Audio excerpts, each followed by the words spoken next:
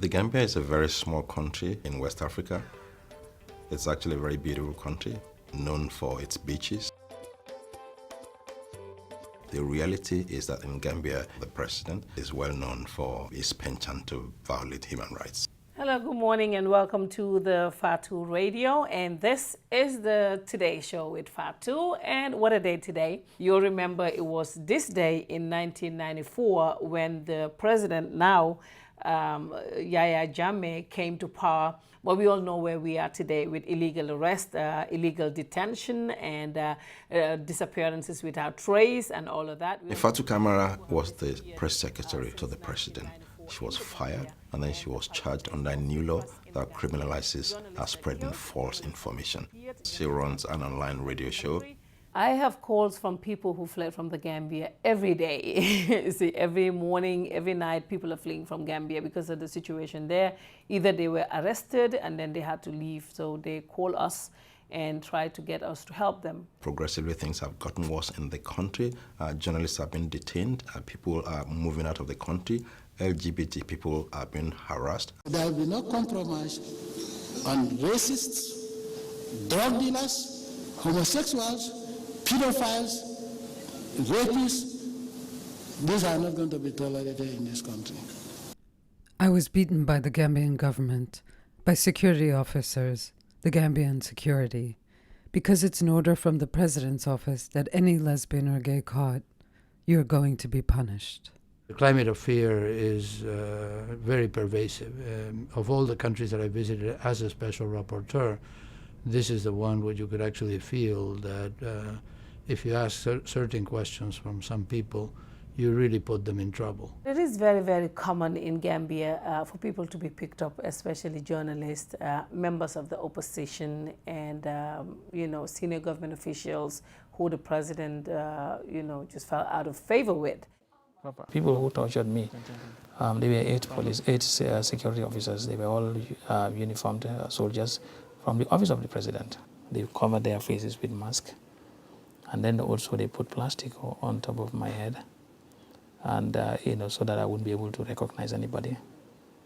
And they also, at one point, they even stripped me naked and administered electricity on my genital areas.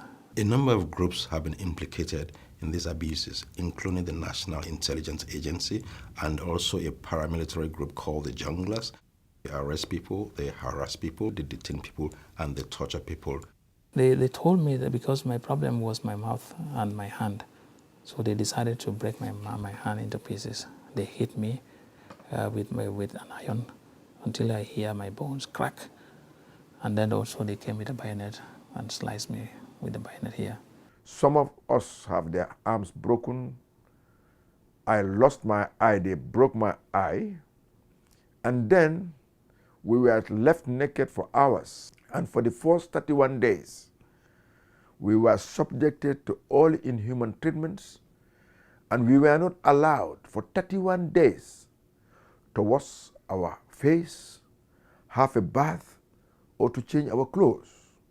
We spoke to someone who worked as a top official in the National Intelligence Agency. He was there for 13 years. He actually confirmed the torture techniques being used by the NIA, but he himself was arrested and he ended up fleeing the country.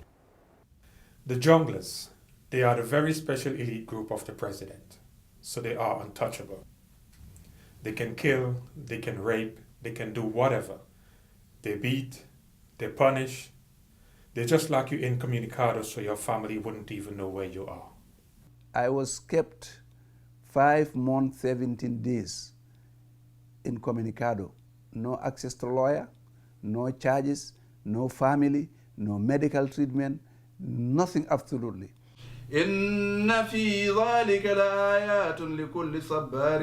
Imam Baba's only crime was to speak out against the illegal execution of 9 people in 2012. Every day, they will pull me out of the cell, take me somewhere, beat me at it for 2-3 hours. Every day, till 9 days. The 9th day, they took me to a big hole like a grave.